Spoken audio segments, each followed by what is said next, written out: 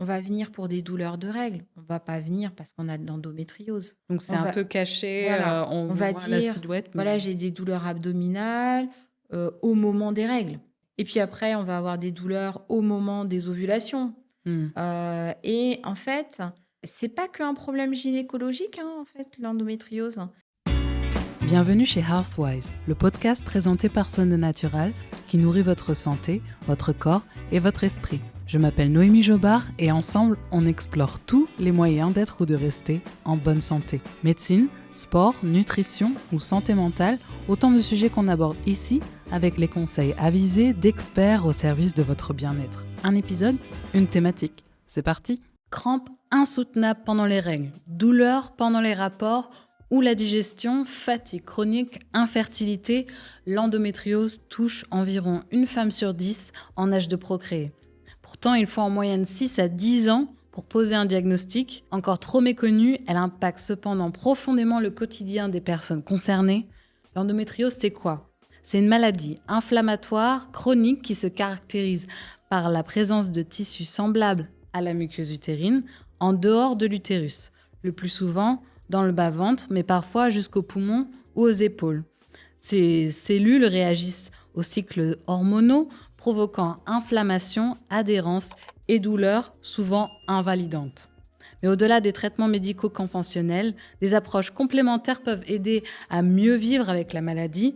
Activité physique douce, gestion du stress, sommeil réparateur, régime anti-inflammatoire, plantes médicinales ou encore antioxydants, il est possible de mieux vivre sa maladie grâce à une approche globale et individualisée.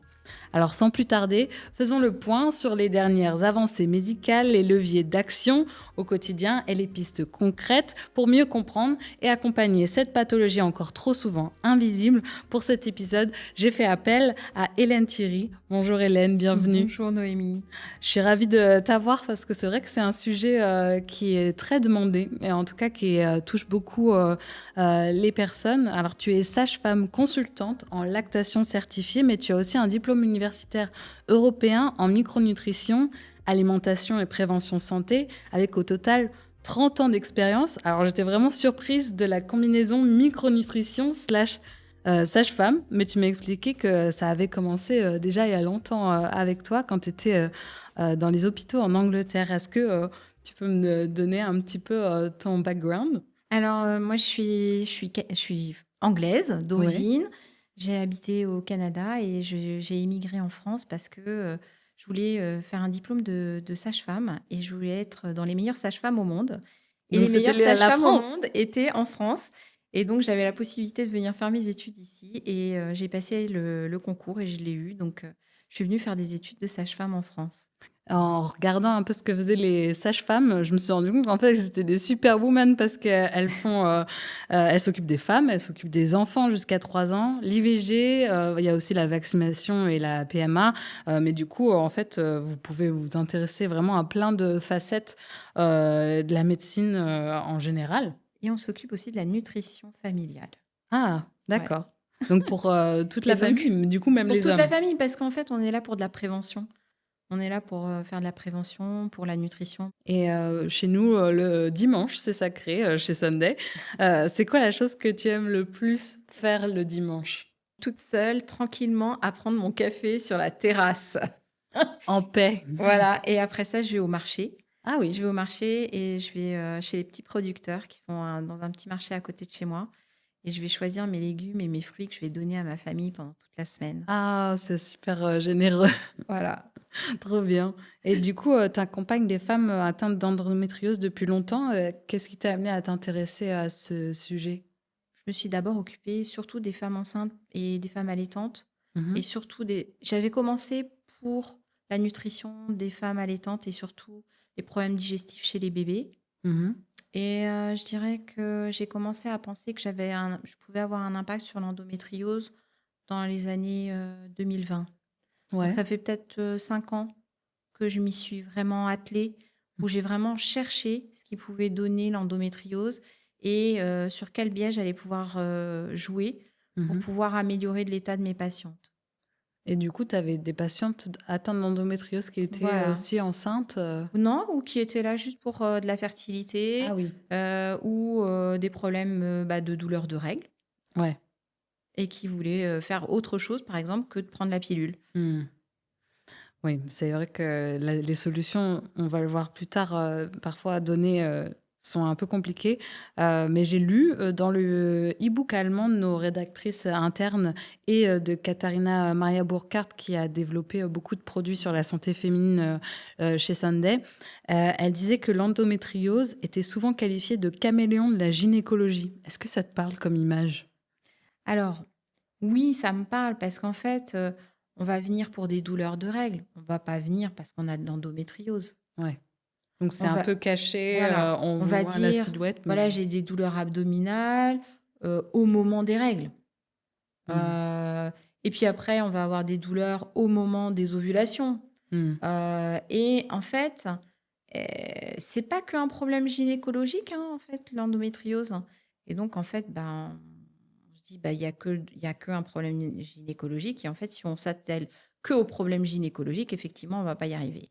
Mmh. Du coup, il faut regarder un peu en dessous, Mm. aller un peu plus loin.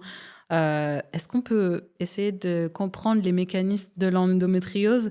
Déjà, est-ce qu'on a de la prédisposition à l'endométriose? Est-ce que si on en a dans la famille, c'est possible que nous, on en ait? J'ai pas vraiment regardé ça, Noémie. Je sais qu'on a des prédispositions parce qu'il y a des déficits génétiques que je vais retrouver plus facilement chez ces patientes-là. On sait que le test est basé sur des micro-ARN qu'on va retrouver dans la salive de ces personnes-là. Mhm. Donc ça touche à la génétique et à l'épigénétique. Donc il y a probablement quelque chose comme ça. Après, est-ce qu'on n'a pas C'est pas encore avéré encore. assez de données Ouais. pour savoir exactement sur quoi est-ce qu'on pourrait pointer le doigt? Et probablement plusieurs facteurs, hein. Mhm. Tu m'avais dit en préparant l'émission qu'il y avait 3 dysfonctionnements dans l'endo. Le système immunitaire déficient, l'inflammation chronique, l'hyperostrogénie. Comment ça apparaît, ces En fait, au tout dysfonctionnements? début, quand j'ai commencé à m'occuper de ce problème-là, je me suis dit, j'ai pris la personne en globalité et j'ai dit, OK, qu'est-ce qui fait que cette personne a ce problème-là? Qu'est-ce qu'elle a qui ne fonctionne pas chez elle? Hmm. Alors, la première chose, c'est qu'effectivement, j'avais une hyperœstrogénie. C'était des gens qui avaient des carences qui faisaient en sorte que les œstrogènes s'exprimaient plus que la progestérone. Pas forcément avoir plus d'œstrogènes dans le sang, mais comme les autres hormones étaient défavorisées, c'était celle qui s'exprimait le plus. Et c'est pour ça que des fois, quand on fait les dosages d'œstrogènes, on a des taux d'œstrogènes qui sont normaux. Mais si on regarde par rapport aux autres hormones, en fait, on a une quantité d'œstrogène sur les 100% d'hormones qu'on a dans le corps qui est plus importante. Mhm. Après, la deuxième chose, c'est que tout le monde parlait du flux rétrograde. C'est-à-dire qu'on parlait du fait que les cellules de l'endomètre allaient remonter dans les trompes et allaient aller dans l'endomètre. Mais on parle aussi d'adénomiose, qui est aussi une partie où les cellules de l'endomètre se sont fixées à l'intérieur du muscle de l'utérus. Et on trouve aussi de l'endométriose dans le cerveau d'un homme. On a trouvé sur de la napate de l'endométriose dans le cerveau d'un homme. Ce qui veut dire que ça ne touche pas que les femmes, et donc ça ne peut pas forcément venir que de l'utérus. Ouais. Donc ça vient d'autre chose. Donc ça vient probablement d'autre chose. On sait que dans chacune de nos cellules, on a le programme génétique pour fabriquer toutes les cellules du corps. Et même les hommes ont dans le programme génétique, dans leurs cellules, aussi le programme génétique qui permet de fabriquer ces cellules de l'endomètre. Donc régulièrement dans notre corps, il y a des ratés. Moi, je pense que probablement, il y a des moments où il y a des cellules de l'endomètre qui doivent se fabriquer à des endroits anormaux dans notre corps et qui vont pouvoir se développer parce qu'elles ont de la nourriture. Et ce qu'on a remarqué, c'est que toutes les personnes qui ont de l'endométriose ont une inflammation chronique. Et c'est vrai que ces cellules vont être friandes de tissus qui sont inflammatoires, qui permettent de les nourrir de sang. Parce qu'il faut bien qu'elles se nourrissent. En plus, elles sont très sensibles aux hormones et les hormones circulent dans le sang. Donc, il faut qu'elles aient des hormones qui puissent leur arriver. Et le système immunitaire déficient? Le système immunitaire est déficient forcément parce que quand il y a des cellules à un endroit anormal, ça nous arrive tout le temps. Bon, là, on parle des cellules de l'endomètre, mais on peut parler d'une cellule de la peau, par exemple, qui est en train de se fabriquer dans un foie. Là, peut-être que dans mon foie, là, je suis en train de fabriquer une cellule de la peau. Mais mon système immunitaire, il va dire, dis donc, tu n'as rien à faire là, je te colle une étiquette, paf, et le premier nettoyeur qui vient, il lui dit, tu te suicides. Ça s'appelle l'apoptose. Et ça, c'est quelque chose qui se passe tout le temps dans notre système immunitaire. C'est-à-dire que on fait le nettoyage, on fait en sorte que les cellules d'un organe restent bien dans cet organe et ne débordent pas. Ouais. Elles débordent quand on a des pathologies aussi, comme les cancers. Les cellules cancéreuses, elles peuvent déborder d'un organe. Et ça, c'est une pathologie, c'est pas normal. Donc, si on a un système immunitaire qui est efficient, il va trouver les cellules qui sont anormales et il va lui dire tu te suicides et tu t'en vas. Tu t'en vas. Voilà. Et donc, on n'aurait pas d'endométriose si on avait un système immunitaire comme ça qui fonctionne bien. Alors, elles ont quelque chose de particulier, les cellules de l'endomètre, c'est qu'elles sont capables de cacher le fœtus du système immunitaire parce que le fœtus ne fait pas partie de nous, il est qu'un demi-soi et elles sont capables de se cacher du système immunitaire. Donc, peut-être qu'elles ont un petit plus qui fait qu'elles ont réussi à limiter ce système de l'apoptose qui peut les détruire. Du coup, on parle des 3 dysfonctionnements, mais il y aurait aussi 3 formes selon la localisation des lésions, donc soit interne à l'utérus, l'adénomiose, externe dans le petit bassin, ou plus rarement dans les organes, comme on disait, la vessie et les poumons. Est-ce que ces localisations différentes dans le corps, elles influencent la sévérité des symptômes, le diagnostic ou les traitements, selon Alors, dépendant de là où ça se trouve, on va plus penser à une endométriose qu'à autre chose. Si ça se trouve dans le cerveau, par exemple, ce monsieur qui est décédé, à qui on a fait de la napate et où on a trouvé de l'endométriose dans son cerveau, à mon avis, ils n'ont pas suspecté une endométriose. Ouais. Donc peut-être que quand on le trouve dans les poumons ou à un endroit assez loin de l'utérus, on ne va pas penser à de l'endométriose en premier. Peut-être que quand c'est dans le petit bassin, ça va être plus facile de trouver de l'endométriose. Donc pour le diagnostic, déjà, ça a un impact. Ce sera plus facile. Après, les diagnostics sont très difficiles par radio-imagerie. L'IRM, l'échographie n'est pas forcément super. C'est ce qu'on utilise le plus souvent. De temps en temps, on peut voir des amas de cellules de l'endomètre qu'on va voir à l'échographie ou à l'IRM. Mais quand il n'y a qu'une ou 2 cellules sur un tissu, ça ne se voit pas. Et pourtant, ça peut faire très mal. Et du coup, pour les douleurs, là, si c'est dans le bas-ventre, du coup, ça peut être des douleurs abdominales. Mais si c'est ailleurs, on va avoir des douleurs ailleurs. Ouais. Ok. Avec des saignements ailleurs. On peut en trouver même dans les articulations ou des choses comme ça. Il y a eu des cas de décrits dans la littérature qui sont très impressionnantes et intéressantes aussi, parce que ça nous donne des idées. Ouais. Quand on arrive du coup à avoir des douleurs intenses, des saignements aussi internes, de l'inflammation chronique et des adhérences. D'ailleurs, quand j'ai lu ça, des adhérences, je ne savais pas trop ce que c'était. Est-ce que toi, tu sais? Eh bien, en fait, quand tu as un tissu inflammatoire, imagine que je me suis coupée sur 2 parties de mon doigt, de mes 2 doigts. Genre moi, là. Et je les colle ensemble. Ouais. Et je les laisse comme ça pendant très longtemps. Il est possible que la plaie se referme et que mes doigts restent collés. Et c'est ça, les adhérences. Ah, okay. C'est 2 tissus qui vont être inflammatoires et avoir une plaie et qui vont se coller. Et voilà. Après, il va y avoir aussi des tissus inflammatoires comme de la fibrine qui va se fabriquer autour de ces organes. Et c'est ce qui se passe, par exemple, quand on se coupe. On peut avoir des petits tissus blancs, jaunes, un peu nacrés qui sont un peu suintants. Et ça, c'est de la fibrine. Et puis, ça peut se coller à un autre organe, ça. Apparemment, il y a certaines femmes qui ont peu de lésions, qui souffrent énormément, et d'autres avec des formes étendues qui n'ont presque aucun symptôme. Comment c'est possible? Je vais te donner Alors, je vais prendre ma casquette consultante en lactation. Okay. Mais quand on a des crevasses, c'est dû à une irritation de la peau au niveau des mamelons. Et quand le bébé est mal positionné, il va frotter beaucoup plus fort le sein et ça va créer ce qu'on appelle des crevasses. Et quand on les voit, en général, on a moins mal que quand on ne les voit pas. Quand on a juste la peau un peu rouge, en fait, dans la peau, il y a énormément de cellules nerveuses.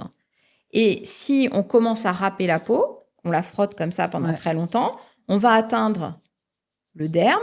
Et quand on va atteindre l'épiderme, eh ben, on va avoir énormément de nerfs, on va avoir très mal. Mais quand j'aurai plus du tout de peau, j'aurai plus mal. Ah oui. Parce que j'aurai plus de nerfs.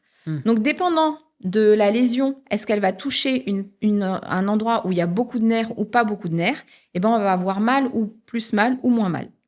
Donc, c'est vraiment très individuel, en fait. Oui. J'ai lu que les symptômes typiques sont parfois regroupés sur ce qu'on appelle les 4D, la dysménorrhée, les douleurs menstruelles intenses.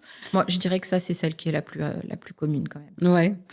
Ensuite, il y a la dysurie, les mictions difficiles ou douloureuses, la dyschésie, difficulté à évacuer les selles, dyspareunie, les douleurs pendant les rapports sexuels. Mais j'ai l'impression qu'il manque quand même d'autres symptômes, la fatigue par exemple, ce genre de choses. On va avoir forcément une fatigue chronique parce que si tu as des saignements un petit peu dans ton corps, tu vas avoir une perte de fer. Et plus tu as de perte de fer, plus tu as d'hyperœstrogénie. Donc, le fait que tu aies une perte... C'est une conséquence. C'est les deux. C'est-à-dire que tu as une hyperœstrogénie, tu vas saigner plus, tu vas perdre encore plus de fer et ça va s'aggraver en fait. C'est un cercle vicieux. Et pour la dysménorrhée, tu disais c'était le plus courant ? Les douleurs de règles, moi je dirais que toutes mes patientes qui viennent pour de l'endométriose ont commencé par une période où elles avaient des règles douloureuses. Et pour le reste, la miction difficile, ça dépend si ça touche la vessie ou si ça touche Alors, la vessie, c'est en avant de l'utérus. Le rectum, c'est en arrière.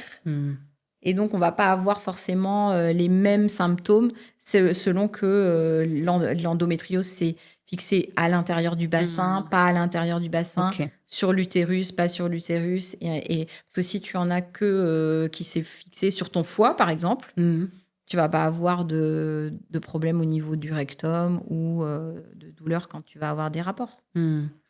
Il y a du coup les femmes qui nous ont répondu à notre questionnaire sur Instagram. En moyenne, c'était 10 ans pour être diagnostiqué. Donc 10 ans d'errance, de souffrance, de consultation à répétition. Le monde du diagnostic, il est souvent vécu avec soulagement parce que c'était vraiment long. Mais c'est vite teinté de colère. Le problème, Noémie, c'est que, on va te dire, voilà, tu as mal pendant des années, tu as des douleurs de règles, et personne ne fait rien. Ouais. Alors 10 ans, c'est long dans une vie. On aurait pu faire quelque chose avant. Parce que les douleurs de règles, on peut faire quelque chose pour ça. Moi, je sais que j'ai énormément de patientes qui viennent et on leur donne des oméga-3. On fait attention à ce que la gestion des hormones soit meilleure en comblant les déficits en minéraux, en vitamines. Et tout d'un coup, tiens, c'est bizarre, j'ai plus mal aux règles pendant mes règles. Et justement, quand elles vont voir le médecin, par exemple, ils disent que c'est normal d'avoir mal pendant les règles. Moi, la première chose que je dis à mes patientes, c'est pas normal d'avoir mal. Le mal, c'est une sonnette d'alarme pour le corps. Ça veut dire que tu as quelque chose qui ne fonctionne pas. Donc, quand on a mal, il faut s'en préoccuper. Alors, tu disais tout à l'heure... la colère, en fait. Oui, la colère. Alors, moi, je dirais que oui, la colère, elle est là parce qu'une fois qu'on a diagnostiqué de l'endométriose, qu'est-ce qu'on va leur proposer ? Rien. Parce que là, ce qu'on leur propose, du coup, c'était, je les ai notés, ça ira mieux après l'accouchement. Je vois pas comment un accouchement peut arranger l'endométriose. L'autre, c'est, il faut reprendre la pilule, madame. Voilà. Alors, on donne effectivement la pilule parce qu'on va donner des progestatifs qui vont permettre de rééquilibrer quelque part les œstrogènes, puisqu'on sait que les œstrogènes s'exprimaient trop. Donc, si on donne de la progestérone, on va diminuer l'expression des œstrogènes, on va diminuer effectivement la progression de cette maladie. Mais est-ce qu'au long terme, ça va faire quelque chose ? Peut-être pas. Et le reste qu'on a dit du coup à ces personnes, c'est non, pas la chirurgie. D'accord. Vous tenez pas la douleur. Donc, en gros, il faut Oui. vivre avec ça, quoi. Ou alors, c'est à la Oui. mode comme maladie, Oui, donc alors, c'est dans la tête. je suis pas du tout d'accord avec ce genre de discours. Voilà. Oui, du coup, il faut Il pas faut pas... attendre, en fait. Non, il faut pas attendre d'avoir mal. Et quand on a mal, c'est un signal d'alarme. Donc, il faut faire quelque chose. Oh, ok. Et Et il faut trouver. Il faut chercher jusqu'à ce qu'on trouve. est-ce que, du coup, le cycle menstruel d'une personne qui est atteinte d'endométriose, il est différent d'un cycle d'une personne qui n'en a pas? Eh bien, il peut, mais Ouais. pas forcément. Ok. On peut avoir un cycle tout à fait normal et toutes mes patientes n'ont pas de problème de fertilité non plus. Hein. Parce qu'on parle beaucoup d'infertilité avec l'endométriose, mais c'est pas vrai, ça touche pas la majorité des femmes. Hmm. Donc, ça veut dire qu'elles ont un cycle tout à fait normal, ces femmes-là. Et du coup, ça va se concrétiser par quoi Eh bien, on peut avoir associé à l'endométriose un syndrome des ovaires polykystiques Mhm. et donc avoir des cycles qui sont plus là, avec plus d'ovulation. Est-ce que l'évacuation de la muqueuse aussi, elle se fait différemment? L'évacuation de la muqueuse, elle se fait de la même Ouais. façon. La seule chose, c'est que la muqueuse qui est à l'intérieur du corps ne peut pas s'évacuer. Et de ce coup-là, elle est dégradée par le corps. Donc, ça demande un effort supplémentaire au Ok. corps. Apparemment, du coup, ce qui était surprenant, c'était l'endométriose voilà, thoracique à Oui. d'autres endroits. Si on a déjà du mal à diagnostiquer du coup les formes classiques avec plus de 10 ans d'attente avant un diagnostic, c'est encore pire si c'est des cas Dans les particuliers. chiffres, j'ai des patientes qui viennent qui pensent qu'elles n'ont pas du tout d'endométriose. Et quand on fait la prise de sang, en fait, elles ont les 3 trucs qui dysfonctionnent.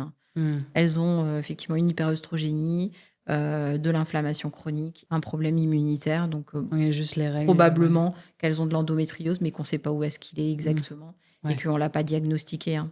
Ouais, ok. C'est pas pour ça qu'il ne faut pas s'en préoccuper. Et maintenant, avec le test salivaire là, qui est mis en place, Mais je ne sais pas, il n'y a pas d'études encore sur... là, il y a 80 hôpitaux apparemment qui font Mais le les test. études ne sont pas finies et ils ne savent Ouais. pas si c'est très fiable comme dépistage.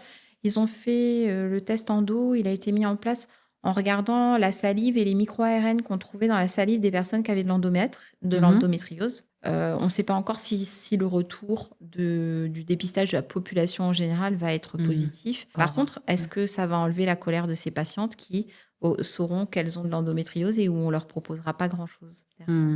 Ça, on va voir ça après. Est-ce que la maladie, elle peut évoluer avec le temps? Oui, en général, la maladie évolue avec le temps. Après, ça dépend si on prend en charge un des 3 dysfonctionnements et qu'est-ce qu'on va faire pour la santé de notre corps. Donc, il faut quand même surveiller pas mal. Qu'est-ce qu'on va vouloir faire pour améliorer les choses? Parce que la douleur au niveau des règles, il y a des personnes qui vont le prendre en charge en diminuant le sucre dans leur alimentation, en essayant d'arrêter les aliments ultra transformés, en faisant du sport, de la méditation pour diminuer le stress. Donc, on peut faire des choses comme ça. C'est assez peu commun d'entendre qu'il y ait des troubles digestifs ou urinaires avec l'endométriose. C'est quoi les mécanismes derrière ça? Les troubles urinaires, c'est parce qu'il y a une inflammation. L'utérus est juste à côté de la vessie et il y a une inflammation de l'utérus. Et puis, des fois, il peut y avoir une invasion de l'endomètre vers la vessie. Donc, on peut trouver des cellules de l'endomètre dans la vessie. Et puis, les troubles digestifs, ils sont quasiment chez toutes mes patientes qui ont de l'endométriose. Ça va avec l'inflammation chronique de bas grade, qu'on appelle. Quasiment toutes mes patientes ont un déficit d'une enzyme qui est responsable de fabriquer la nourriture pour le bon microbiote. Et elles ont une dysbiose. Elles ont un mauvais microbiote. Quasiment toutes. Il y a aussi certaines études qui parlent de 6 fois plus de cas d'hypothyroïdie chez les femmes atteintes d'endométriose. Oui. Donc, comment on explique le lien aussi fort aussi? Alors, en fait, l'hypothyroïdie est favorisée par un déficit en fer, un déficit en iode. Quand on a les intestins abîmés, on a une fuite d'iode en général. On va avoir aussi un déficit en vitamine D, quasiment chez toutes les patientes. Et toutes ces fuites de vitamines et de minéraux qui sont surutilisés vont avoir un impact sur la thyroïde. Et la thyroïde, le fait qu'elle ne fonctionne pas bien, fait que le corps a moins d'énergie pour fonctionner, puisque la thyroïde gère la transformation du sucre en énergie dans chacune de nos cellules. et va diminuer l'énergie globale qu'on va avoir dans le corps. Et donc, forcément, notre corps va moins bien fonctionner. D'où le symptôme que je disais, la fatigue. Ouais, mais c'est un cercle vicieux, en fait. Ouais. Ça descend vers le bas et plus on perd de fer, et plus on perd d'iode, et plus on perd de vitamine D, et plus l'endométriose va s'aggraver. Tout à l'heure, on parlait de lésions à l'utérus. J'imagine que ça peut entraver peut-être la grossesse. Tu parlais aussi de problèmes de fertilité. C'est quoi le lien entre endométriose et fertilité ? C'est-à-dire que l'endométriose va avec une hyperœstrogénie, donc un dérèglement hormonal. Donc, tu as moins de possibilités de fabriquer des ovocytes qui soient, viables, qui soient de bonne qualité, et puis en plus, qui puissent sortir des ovaires. Donc, on va avoir au bout d'un moment effectivement une hypofertilité. Pourquoi alors on parle d'endométriose comme une maladie chronique ? C'est une maladie qui est quand même qu'on a décrit quand même il y a très longtemps, puisque même avant Jésus-Christ, les Chinois avaient décrit l'endométriose dans leur précis de médecine chinoise. Donc l'endométriose, c'est quelque chose qui existe depuis très très très longtemps. Mais qu'est-ce qu'on voit ? Comme beaucoup de ces maladies de civilisation, qu'on appelle maladies de civilisation, qui sont le diabète, le cancer, tout ça, elle a augmenté de la même façon. Et donc, on pense que c'est une pathologie chronique, effectivement, qui est engendrée par notre environnement, notre mode de se nourrir. Quel est le rôle du système immunitaire dans l'endométriose ? Est-ce qu'il réagit mal aux tissus qui sont déplacés ou qui ne devraient pas être là ? Alors, normalement, le système immunitaire, il est là pour faire en sorte que les cellules se comportent de façon correcte au bon endroit. Et lorsque le système immunitaire est déficient, et notamment, par exemple, la vitamine D ne fonctionne pas, parce que la vitamine D, c'est le chef d'orchestre du système immunitaire, ça va être le bazar. Et puis, personne ne va rester à sa place. Et normalement, effectivement, quand quelqu'un n'est pas à sa place, il va générer ce qui s'appelle l'apoptose. Alors, en fait, on a différentes sortes de façons de détruire les cellules qui sont à un endroit anormal. On a l'apoptose, on a la ferroptose, qui est induite par le fer, et on a la pyroptose, qui est induite par la fièvre. Et donc, quand on a une inflammation, on a de la fièvre, et quand, par exemple, on est malade, on va détruire des bactéries ou des virus avec la chaleur. Et c'est les cellules qui sont autour de ces virus et de ces bactéries qui vont créer de la chaleur et qui vont les détruire, qui vont permettre que ça se détruise. Après, la ferroptose, elle est moins connue, mais dans le cas de l'endométriose, elle n'existe quasiment pas parce qu'on a toujours un déficit en fer en cas d'endométriose. Et puis l'apoptose, qui est liée aussi au système immunitaire, mais qui est induite par l'ubiquinone, qui est aussi le coenzyme Q10. Les cellules du système immunitaire vont trouver la cellule qui est défectueuse ou qui ne devrait pas être là. Elles vont lui coller une étiquette qui est une ubiquinone ou coenzyme Q10. Et le premier nettoyeur qui vient, il va dire « Ah, dis donc, toi, tu ne devrais pas être là, je te détruis. » Voilà. Ok, du coup, c'est un peu facile à comprendre maintenant comment on essaye de nettoyer son corps, on va dire. J'ai entendu qu'il y avait aussi pas mal de troubles du microbiote qui étaient liés à l'endométriose. Est-ce que le fait que ce soit proche, ça a un impact ou pas du tout ? Alors, il y a énormément d'études sur la dysbiose, c'est-à-dire un mauvais microbiote, et endométriose. On sait que quasiment toutes les personnes qui ont de l'endométriose ont un dysfonctionnement du microbiote. Et ça montre quoi ? Ça montre que on va avoir une paroi intestinale qui va être abîmée. Et cette paroi intestinale qui est abîmée et lésée va laisser rentrer des protéines ou des virus ou des bactéries, en tout cas des molécules qui normalement ne devraient pas rentrer dans notre corps, et va surutiliser le système immunitaire. Parce que le système immunitaire, quand il va les voir arriver dans notre corps, il va dire « dis donc, toi, tu ne devrais pas être là, tu es probablement dangereux pour moi, et je vais fabriquer des anticorps. » Et ça, ça crée une diversion. Parce que si tout le système immunitaire est occupé à nettoyer tout ce qui rentre dans notre corps le long de notre système, de nos intestins, et qu'il est pas, et ben, il va plus avoir assez d'énergie pour s'occuper de l'endométriose. Et du coup, ça peut voilà. Et en plus, il va augmenter l'inflammation à l'intérieur du corps, et donc ça va favoriser encore le développement de l'endométriose. Est-ce que le cortisol aussi, il peut aggraver les symptômes ou... Oui, le cortisol peut aggraver les symptômes. Et d'ailleurs, c'est quelque chose qu'on recherche, c'est que la personne, elle n'ait pas une mauvaise gestion du sucre. Et le cortisol, en fait, qu'est-ce qu'il va faire? Il va augmenter la quantité de sucre qui est disponible dans le corps. Plus vous avez de sucre, et plus on a d'insuline, et plus on a d'insuline, et plus on a d'inflammation. Et donc, ça va aggraver l'inflammation. Mais c'est pareil pour la thyroïde, en fait, qui gère bien la transformation du sucre en énergie. Si on ne transforme pas bien le sucre en énergie, on a plus de sucre dans le sang, et donc on aura plus d'inflammation dans le corps. Et tu penses quoi des traitements proposés par les médecins? Je sais que moi, par exemple, ma sœur, elle a de l'endométriose. On lui a donné pilule en continu, antalgique, et si ça marche pas, la chirurgie. En fait, c'est un traitement de première intention. Ouais.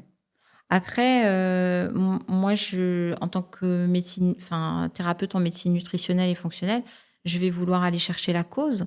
Donc, c'est quelque chose qui est sur le long terme. Et je vais pas dire à mes patientes, par exemple, de pas prendre la pilule ou de pas se faire opérer. Je pense que ça, c'est à chacun aussi de voir ce qu'il a envie de faire aussi pour sa santé.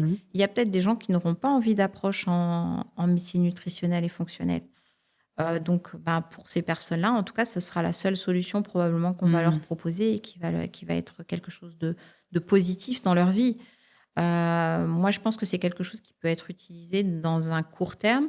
Et puis après, de chercher pourquoi est-ce qu'on a de l'endométriose et de faire en sorte d'améliorer le fonctionnement de son corps pour éviter que ça s'aggrave et pour faire en sorte que ça s'arrête.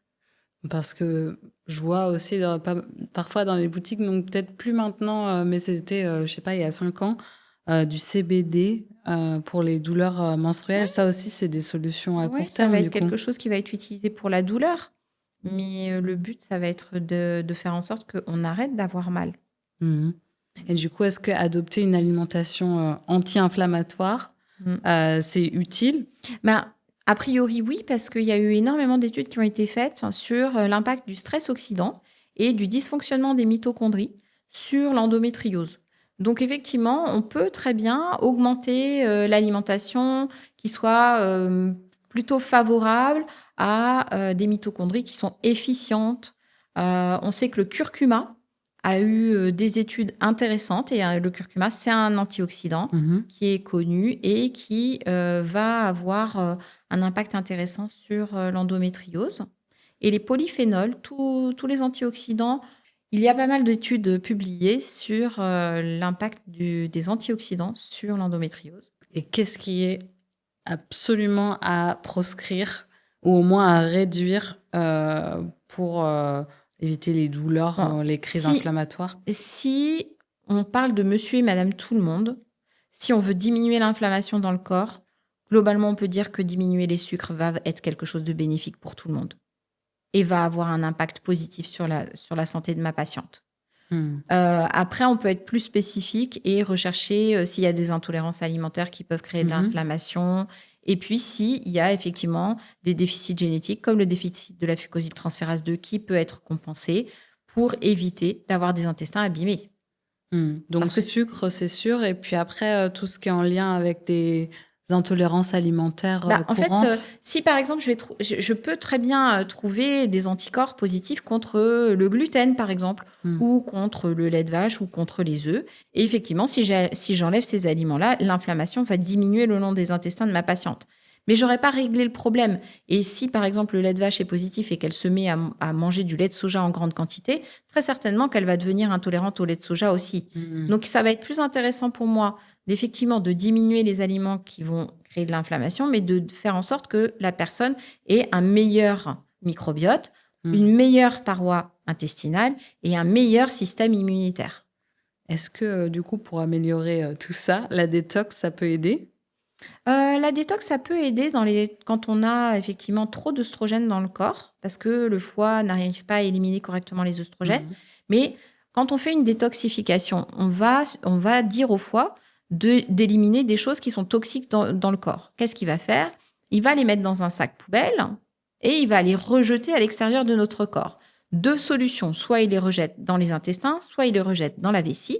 Mais s'il les rejette dans l'intestin et qu'il y a une dysbiose, eh bien, on a des enzymes qui sont capables, et des bactéries, qui sont capables de casser ces sacs poubelles. Et ce qui est à l'intérieur des sacs poubelles, qu'est-ce qu'il va faire ? Les manger. Non, il va rentrer dans notre corps une autre fois.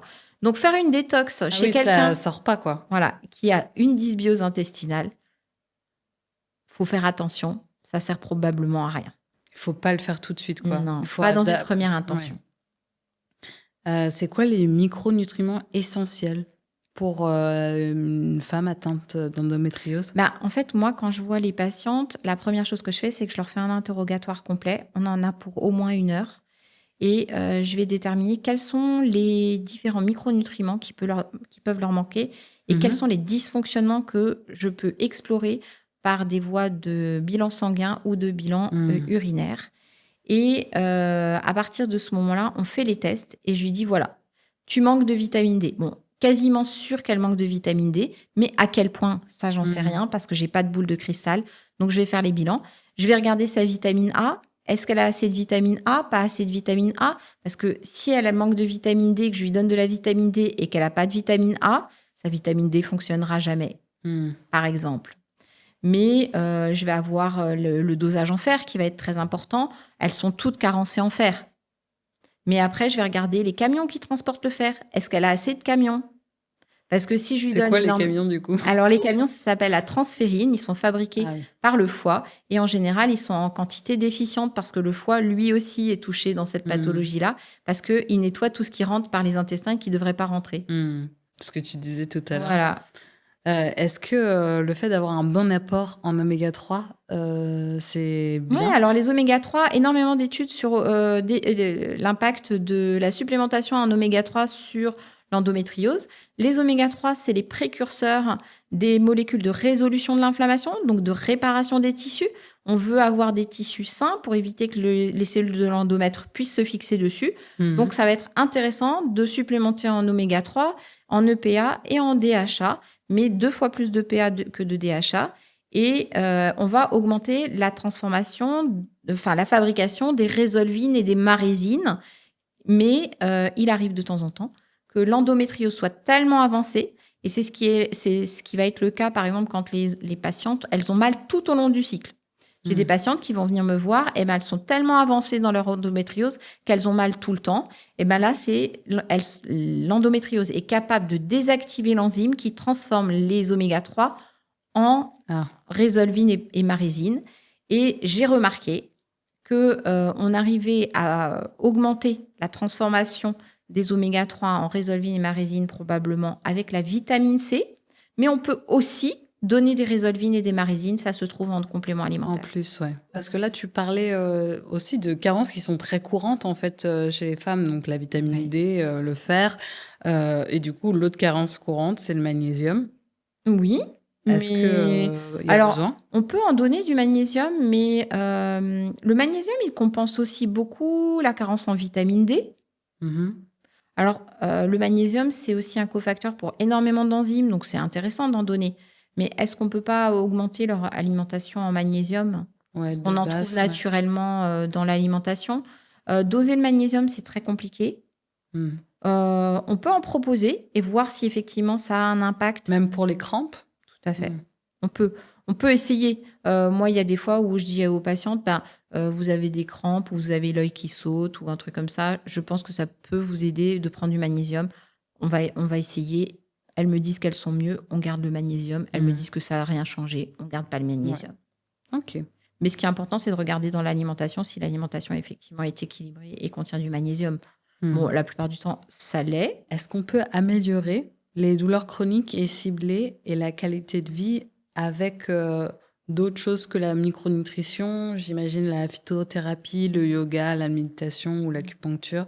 Enfin, il y a peut-être d'autres alternatives qu'on peut venir compléter. Oui, bien sûr. Oui. L'acupuncture.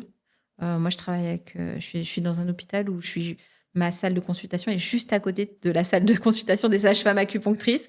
Donc, donc on se travaille souvent conjointement. Donc, c'est vrai qu'elles vont souvent voir une sage-femme acupunctrice. Donc, j'ai cette chance-là, donc c'est quasiment toujours. Mhm. Je sais qu'il y a des ostéopathes aussi qui peuvent aider. Oui, il y a des ostéopathes qui aident. Ils aident comment, du coup? Je ne sais pas exactement, parce que je ne wow. suis pas ostéopathe, mais je sais qu'il y a des patientes qui sont allées et où effectivement... Alors, je pense que le fait d'avoir tout le temps mal crée des tensions. Elles doivent Ailleurs, compenser sur les muscles.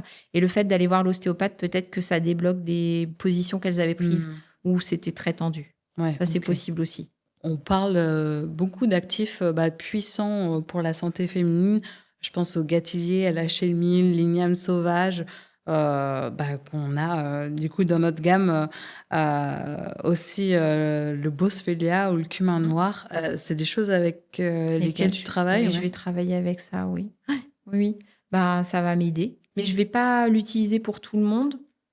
Parce que je vais faire quelque chose de personnalisé. La première chose que je fais, c'est de faire en sorte que la personne mange correctement et toutes les vitamines, micronutriments qu'il lui faut. Mhm. Et puis après, effectivement, si ça dure, à ce moment-là, on va utiliser des plantes. Mhm.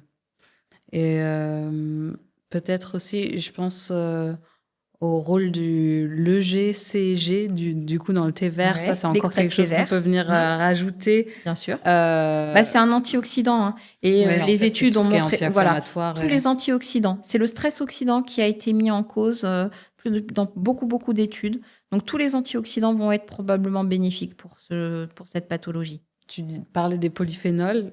Oui. On peut citer du coup... le resveratrol. Et l'OPC. L'OPC, le coenzyme Q10. Ouais. Le PQQ. Oui. J'arrive jamais à dire le nom. Mais c'est ça, c'est le nom. Hein. Qu'est-ce qu'il y a d'autre? Le curcuma, on l'a dit tout à l'heure. J'avais jamais entendu le cumin noir ou l'huile de nigel. Oui. Alors, l'huile de nigel, je l'utilise parce qu'il y a souvent des pathologies avec une inflammation chronique liée à des virus ou bactéries. Et l'huile de nigel va aider dans ce sens-là. Et tu penses quoi de notre complexe endo? Je l'ai mis là. Alors, attends, tu sais que je ne l'utilise pas toujours parce que, en fait, comme j'adapte aux gens, j'ai pas forcément... je vais trouver les choses ailleurs. Alors, vitamine D, je vais forcément en donner, mais elle sera pas assez dosée dans le complexe endo par rapport à ce qu'ont besoin mes patientes. Je leur donne toujours de la vitamine B6, B9, B12, donc, parce que ça va gérer la dégradation des œstrogènes dans le foie, puisque c'est géré par la méthylation, et donc toutes les vitamines B. Il va y avoir la vitamine A. Alors, il n'y en a pas dans votre complexe, donc si je fais un dosage en vitamine A, qu'elle est normale, je vais m'en fiche. Ouais. Mais concrètement, si la personne manque de vitamine A, je changerai son alimentation. On a tous les cofacteurs, comme le sélénium, le zinc. Bon, il va nous manquer peut-être le fer, je crois. Ouais, oui, le fer, on le met toujours à côté parce que, pareil, il faut doser en fonction de la personne. Donc, dans un complexe, Ah oui, on a oublié celui-là. C'était le glutathion. Ah. Le glutathion, c'est un antioxydant qui est intéressant. Le coenzyme Q10, il y a du resveratrol, du lycopène, de l'astaxanthine, qui est aussi un autre antioxydant très intéressant, de l'extrait de thé vert. Et puis après, il y a toutes les plantes qui sont des plantes adaptogènes et qui vont aider à gérer l'hyperœstrogénie, qui sont intéressantes. Du coup, ça, c'est vraiment... tu l'utiliserais quand? En fait, je l'utilise que si, quand j'ai donné toutes les vitamines, la personne a toujours mal. Ok. Mais comme il y a plein de fois où j'arrive à me débrouiller sans, je vais pas forcément... Avec des substances... Juste avec de la vitamine et des minéraux. Ok. Et donc, en fait, je vais pas avoir forcément besoin des plantes. Et puis, j'ai pas de diplôme en phytothérapie. Et donc, mais je l'ai déjà proposé, effectivement. Et j'utilise le gâtillier ou la chémie de millefeuille. La chémie, je sais plus comment ça s'appelle. La chili millefeuille. La chili millefeuille. Oui, c'est ça. Les noms vernaculaires, c'est difficile. Non, mais j'ai pas de diplôme en phytothérapie, moi. Oui. Donc, voilà. Et sinon, c'est quoi que tu recommandes, par exemple, comme... Voilà, on a vu le fer, etc. Mais la fatigue, elle persiste quand même? Non. Rien? Normalement, elles sont plus fatiguées. Après qu'elles aient les intestins réparés et tous les micronutriments qu'il faut. C'est vrai que la plupart du temps, elles ont un problème avec un hyperinsulinisme. Et donc, le fait de diminuer le sucre diminue l'insuline dans leur corps et diminue l'inflammation. Et ça, elles le sentent. Et ça leur donne un regain d'énergie. Bon, déjà, c'est pas mal. Mm. Ça donne quand même de l'espoir. Il y avait quelques stratégies que j'ai listées et j'aimerais bien que tu me dises vrai ou faux. Donc, je te donne chaque phrase et ensuite, tu me donnes ta réponse. La première, c'est la consommation d'aliments riches en graisses trans peut augmenter l'inflammation et aggraver les symptômes de l'endométriose. Vrai ou faux? Vrai. Ben oui. Et donc, je leur dis de manger beaucoup de gras, mais Graisse saine. alors que des huiles première pression à froid ou du beurre. Du beurre quand même? Ouais, du beurre quand même. C'est mieux que l'huile Ah oui. pour Si cuisiner c'est surtout. des huiles de graines chauffées, non, ce sera pas bon. Il vaut mieux manger du beurre. Hein. Ah ouais. Et vaut mieux manger du beurre que de la margarine. Ouais, bah ça Voilà. plus transformé, on va dire. Oui, tout à fait. Donc, il vaut mieux prendre de l'huile d'olive vierge, première pression à froid, de l'huile de noix, de l'huile de colza à froid, enfin, de l'huile de coco. L'huile de coco, très bon. Ouais, pour la cuisson, c'est Tout à fait. Ensuite, j'ai les phytoœstrogènes présents dans les aliments comme le soja et le lin peuvent aider à réguler le niveau d'œstrogène dans le corps. Tout à fait, ils peuvent aider. Oui, oui. C'est plutôt c'est des bons œstrogènes. Donc effectivement, on va pas aggraver l'hyperœstrogénie. Ensuite, j'ai l'alimentation végétale n'a aucun effet sur l'inflammation liée à l'endométriose. Oui et non. C'est-à-dire qu'on ne peut pas avoir qu'une alimentation végétale parce que souvent, c'est compliqué d'y arriver. Par contre, je dis à mes patients de manger beaucoup de légumes. Parce que dans les légumes, qu'est-ce qu'on a? On a des antioxydants. Et plus on mange des légumes bio, et plus on aura d'antioxydants dedans.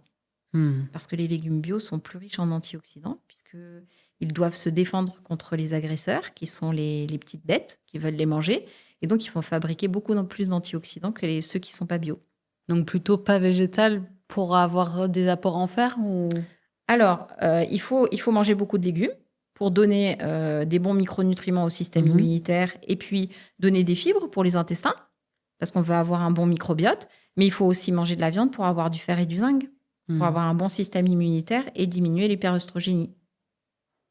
Ensuite, j'ai faire de l'exercice régulièrement, même modéré, peut avoir un effet bénéfique sur la gestion de la douleur dans l'endométriose. Vrai ou faux? Bah oui, Ouais. bien sûr. Oui, il y a énormément d'études qui montrent ça. Plus on fait d'exercice, meilleur on a un fonctionnement de notre corps, plus on a des mitochondries efficientes. C'est sûr. Top. Okay. Faites du sport. Ensuite, les oméga-3 ont des propriétés anti-inflammatoires et sont bénéfiques pour les femmes atteintes de l'endométriose. Bah oui, puisque ça fabrique les résolvines et les marésines qui permettent de réparer les tissus. L'alcool et le café pour les femmes souffrant d'endométriose, c'est OK. Vrai ou faux? L'alcool et le café, mais bon, en quantité modérée, parce que si on prend trop d'alcool et... alors le café, je ne sais pas ce que c'est que trop de café. J'ai juste mis café OK. Café, c'est OK, oui. À moins qu'on prenne 5 cafetières par jour. Enfin, je sais pas. Ouais. Une consommation raisonnable de café, on va dire, oui, c'est OK. L'alcool, c'est pas forcément la meilleure des choses à prendre quand on a... Parce que ça va augmenter l'inflammation. Et puis, ça va pas nous aider au niveau du foie. Ouais. Le stress joue un rôle dans l'intensification des symptômes de l'endométriose. Oui, le stress, c'est mauvais pour la santé. Ça aggrave toutes les pathologies. Pour tout le corps. Ouais, c'est mauvais le stress. Ouais. Dans chaque épisode, le stress, ça revient. Donc, tu vois, pas bon le stress. Au moins, c'est clair. Les antioxydants comme la vitamine C, A, E, sélénium, zinc peuvent réduire l'inflammation liée à l'endométriose. Bien sûr. Mais je dirais avec modération parce que la vitamine E en excès est pro-inflammatoire plutôt qu'anti-inflammatoire, par exemple. Ensuite, la chaleur appliquée sur l'abdomen peut porter un soulagement temporaire des douleurs liées à l'endométriose. Bien sûr. Il y a la chaleur, il y a les TENS aussi. C'est quoi? Les TENS, c'est des petites plaques qu'on met dans le dos et qui font des petites décharges électriques et qui diminuent la douleur. Ah bon? J'ai jamais entendu parler de ça. Il y avait une femme dans le questionnaire aussi qui nous avait dit que elle se brûlait tellement, elle portait la bouillotte tout le temps à cause des douleurs. Mais oui, ça c'est encore un autre problème qui s'ajoute. En fait, je pense que la chaleur doit augmenter la circulation du sang Et donc, ça doit aider à diminuer l'œdème et puis l'inflammation. Ouais, vraiment difficile à vivre avec des douleurs comme ça au quotidien. Et ça doit pas être facile non plus pour la santé mentale. Donc, en posant des questions voilà, à notre communauté, le plus compliqué pour elle, c'était d'allier les symptômes au travail, à la vie sociale et amoureuse, surtout à cause des absences, du mal-être. Donc, je suis pour la sororité et je voudrais m'adresser aux femmes nouvellement diagnostiquées. Vous n'êtes pas seules. Hein. J'aimerais vraiment qu'on voit ensemble les conseils qu'elles nous ont donnés et que aussi tu puisses ajouter les tiens personnels.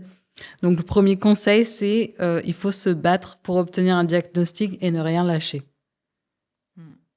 Ça, vraiment, de toute manière, quand on le voit, si on met 7 ou 10 ans à être diagnostiqué... En général, quand elles sont diagnostiquées, elles ont très mal. Ouais. Elles ont une douleur qui est notée entre 7 et 10. Ouais, justement. Et il y a des solutions pour apaiser les douleurs et retrouver une vie normale. Ça, c'est ce qu'elles disent.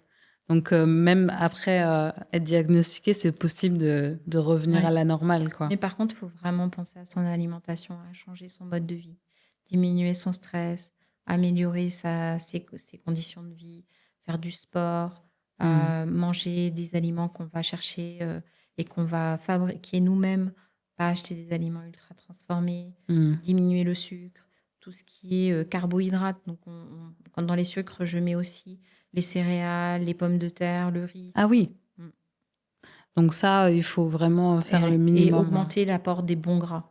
Il y a aussi des personnes qui expliquent qu'il y a des moyens pour réduire les symptômes qui sont contraignants quand on est jeune. Par exemple, une personne qui dit « J'ai fermé les yeux durant ma vingtaine parce que je n'acceptais pas d'arrêter certaines mauvaises habitudes.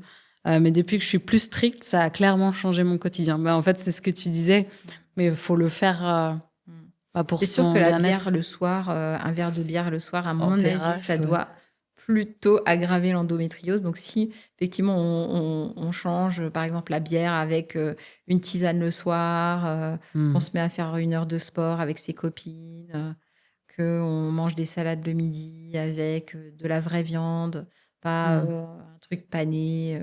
Un autre conseil, c'est de s'aider et de partager nos bons plans contre les douleurs et l'amélioration. Donc, c'est ce qu'on essaye de faire aussi avec cet épisode. Alors, toi, qu'est-ce que tu voudrais ajouter à ça ? L'entraide entre femmes est quelque chose de primordial. Et le fait de discuter entre nous, de partager, permet d'ouvrir des possibilités pour des gens qui n'avaient même pas pensé qu'ils pouvaient avoir un impact sur leur santé, notamment. Oui, ou qu'il n'y a pas besoin d'accepter cette douleur pour la vie, quoi. Tout à fait. Et puis devoir partager avec des gens qui ont fait des choses et qui se sont améliorés leur santé, qui n'ont plus de douleur de l'endométriose. Que c'est possible. Ça leur fait du bien. Ouais. J'espère en tout cas que tous ces conseils vont pouvoir aider certaines personnes. Moi, je suis ravie de t'avoir eu avec moi pour aborder ce sujet complexe, mais vraiment intéressant. Et j'espère aussi qu'il y a quelques hommes qui nous écoutent et qui puissent également s'informer, parce qu'il y a une chance sur 10 que leur campagne soit touchée. Donc les gars, je compte aussi sur vous pour en parler également. Si cet épisode vous a plu, n'hésitez pas à le partager autour de vous. Votre soutien nous est précieux et nous permet vraiment de continuer à proposer des contenus éducatifs comme aujourd'hui. Merci Hélène encore d'être venue dans notre épisode. Merci Noémie de m'avoir invitée et de m'avoir permis de parler de ce sujet. En attendant le prochain, prenez soin de vous avec Sonne Naturel. Est-ce que tu pourrais me dire, c'est quoi tes compléments préférés personnels? Non, mais ce que je prends tous les jours, tu veux? Ouais, au moins ta petite routine. Alors moi, je prends... mais moi, j'ai un BRCA1, donc ma priorité aujourd'hui, c'est de ne pas me prendre un cancer du sein. Donc, je prends du mythosupport ultra anti-fatigue parce qu'il y a tous les antioxydants qui permettent d'empêcher la glutamine de se transformer en énergie. dans les cellules cancéreuses. Et puis, dedans, il y a tous les micronutriments pour aider à la méthylation et donc à la transformation des œstrogènes en produits anti-cancer. Après, je prends de la vitamine D 20 000 3 fois par semaine Ah oui.